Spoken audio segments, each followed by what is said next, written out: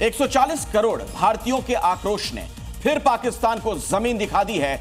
World legends league में भारत और पाकिस्तान के बीच होने वाला मैच रद्द हो गया। शिखर धवन, हरभजन सिंह, सुरेश रैना, इरफान पठान, यूसुफ पठान जैसे दिग्गजों ने पाकिस्तान के साथ मैच खेलने से इनकार कर दिया। ऐसे में WCL के आयोजकों ने मैच रद्द करने का ऐलान किया। पहलगाम आतंकी हमले के बाद इंग्लैंड में होने वाले इस मैच को लेकर भारत में आक्रोश था। भारत और पाकिस्तान आपस में क्रिकेट मैच। आपके अपने चैनल जी न्यूज ने देश के आक्रोश को मंच दिया।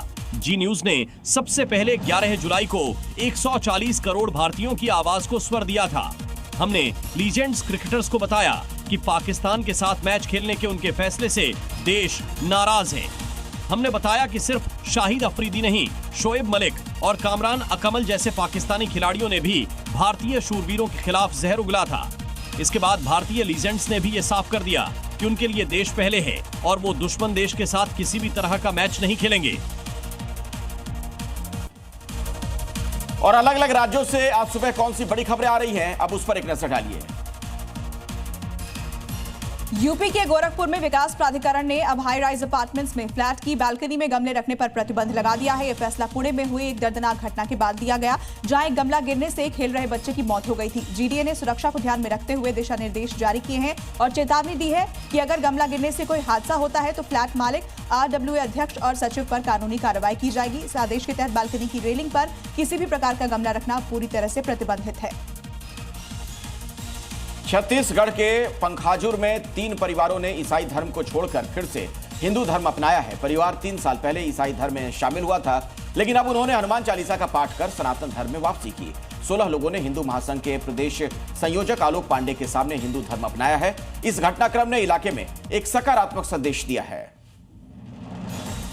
यूपी के अमरोहा में एक मंदिर में अजीबोगरीब चोरी के मामले में पुलिस ने आरोपी को गिरफ्तार किया है। दरअसल 16 जुलाई को एक युवक ने मंदिर में भगवान के सामने हाथ जोड़कर माफी मांगी और फिर दान पात्र चुराकर फरार हो गया। आरोपी की पहचान मनोज के रूप में हुई है और पुलिस ने उसके पास से 2000 रुपए और संदिग्ध बाइक भी बरामद की है।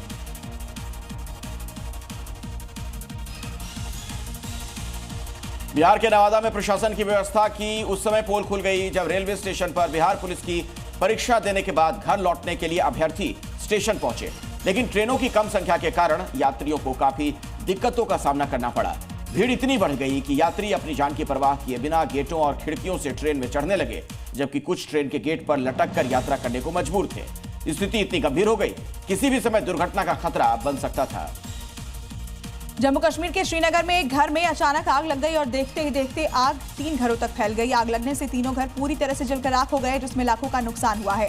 सूचना पर पहुंची फायर फाइटर्स की टीम ने कड़ी मशक्कत के बाद आग पर काबू पाया। फिलहाल प्रशासन आग लगने की वजह का पता लगाने में जुटा है। स्थानीय लोगों के मुताबिक आग का कारण गैस लीक होना बताया जा रहा है।